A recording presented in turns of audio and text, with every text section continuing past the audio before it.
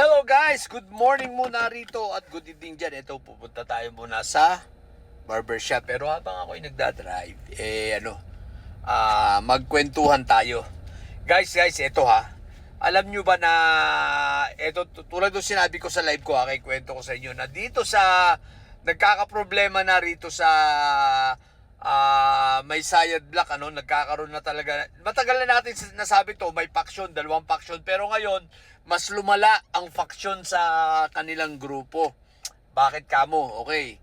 Yung sinasabi ko tatlong senyales ba o apat na senyales na nagpapahiwatig na ito ay nagkakawatak-watak. Okay, ang una. Okay. Nang hindi sumipot itong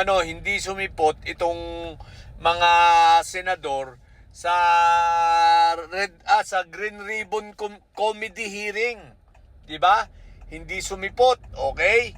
Ibig sabihin, dumidistansya na sila.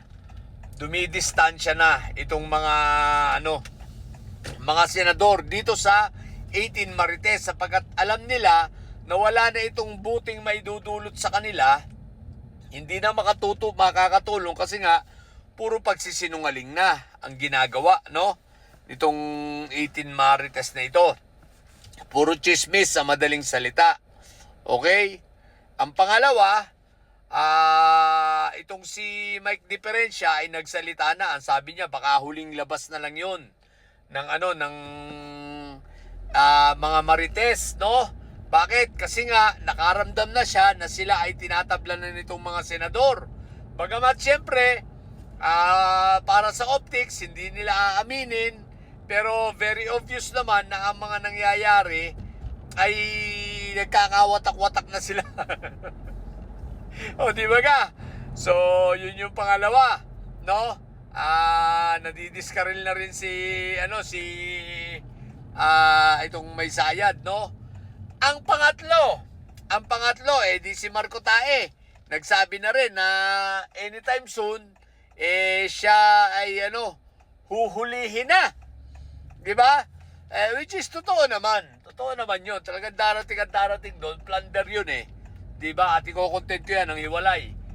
Dahil may mga nagbabanta na naman ng mga miyembro ng Iglesia ni Culto na sabi ba naman subukan daw na huliin si Marco Tae. Pagkakasubukan, sige, iko-content ko yan. So, yun ang pangatlo. Ang pang-apat, guys, no?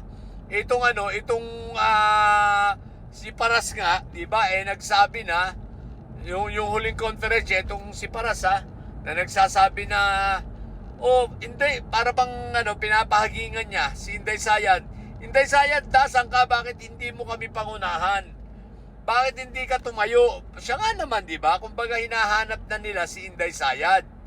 So ngayon, ito ay maliwanag na pagpapahiwatig na nagkakaroon ng paksyon. Bakit? Ang masama pa sa paksyon na ito, naging dalawa na. Ang isa, naging tatlo na pala. May pro Fentaboy, may pro Inday Sayad, at may pro Barbie. Na itong tatlong ito ay hindi nagkakaisa. Yung mga pro Fentaboy, ayaw naman sa magkapatid dahil nga may Sayad rin yung dalawang magkapatid. Yung pro Inday Sayad naman, ayaw naman kay Barbie. At yung mga pro-Barbie naman, ayaw naman kay Inday Sayad. Ibig sabihin, watak-watak na sila. Hindi sila magkakasundo na. Kakaunti na nga, hindi pa magkasundo. Watak-watak pa. No? So ngayon, nagkaroon talaga, maliwanag talaga yan. Sabi nga ng ating puting kabayo, maging yung mga magkakapatid na may Sayad, talagang medyo may parang rin sa kanila. Kahit pa paano, nararamdaman yung pag-aaway, no? Pagtatalo-talo at medyo hindi nagkakasundo kasi nga hindi naman imposible mag-away-away yan lalo sa pagdating sa politika, sa kapangyarihan. Bakit kamo? Nangyari nga, kita mo yung Binay. Nag-away-away ang mga Binay, ang Cayetano, nag-away-away dahil sa politika. So ganyan din ang aabutin ng mga yan. At yan ay pasisimunuan itong si Barbie. Dahil si Barbie may sariling pangarap talaga. May sariling mundo. Ang problema, ito si Barbie, teka lang, malakas ka ba Barbie? Ayaw ka maging mayor Di ba? So ito ngayon ang problema nila. Sino ngayon sa 2028, sino ngayon ang tatakbong mayor ng anong pangalan nito? Ng Davao City. 'Di ba? Malamang kung hindi makakatakbo si Inday at hindi siya ma-impeach, kaso makukulong din talaga si Sayad. Alam nila yan dahil tatakas na nga yan eh. Pag na-impeach yan, tatakas yan. Tandaan ninyo. Ngayon, yun ang gagawin niya. Tatakas talaga si Inday Sayad. Hindi na makakatakbo ng mayor dahil nga sa kaso niya na plunder. Kahit ma-acquit yan, tatakas yan. Sigurado na yan kasi anticipated na nila. Nagpahanda na nga sila pinapalakad na nga nila yung lumakad doon kay Saldico, mga papel ni Saldico sa France. Yun din, naglalakad ng kay Inday Sayad. So, watak-watak na guys. So, nagkakagulo na yan. So, wala na silang matibay na pundasyon, no? Ano lang yan, nagkukunwari na lang sila, mga nagpapanggap na okay pa sila, but in reality, they're not okay. No? In reality, nagkakagulo na talaga sila at hindi na nagkakasundo. Kaya yung tampo ni Mike Diferensya malaki na ang tampo ni Mike Diferensya kay Inday Sayad, pero ang sinusuportahan ni Inday Sayad ay si Barbie Baste tsaka sila Paras. So ito ay sa grupo ni Barbie Baste itong mga to. So mahihila itong mga to kay Barbie Baste ang tungo nito. So si Inday Sayad nawawalan ngayon ng mga sumusuporta talaga sa kanya. Bagamat syempre, hindi pa ito magpapahayag na sasabihin na kalas na sila kay Inday Sayad. Pero yun ang nangyayari.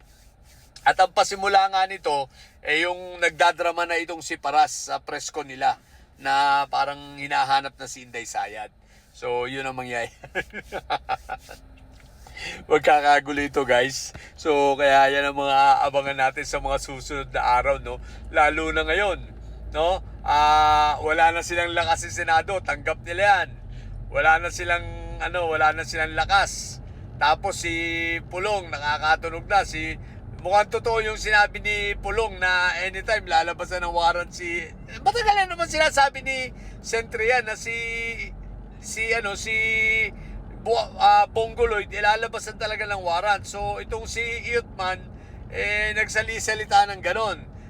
Alam mo naman yan, magkalaban yan si Iyutman, yung anak ni Iyutman tsaka yung anak ni Bongo, magkaaway yan eh. So kunwari, nagmamalasakit kasi siya kay Bongo Lloyd, pero ang totoo nun, tuwan-tuwa pa yun. Plastika na yan mga yan guys. Sabi ko sa inyo, hindi aabutin ng 2028. Lusaw yung mga yan eh. Mga didiles, maniwala kayo, hindi kayo aabutin ng 2028. Lusaw lahat kayo. What the heck?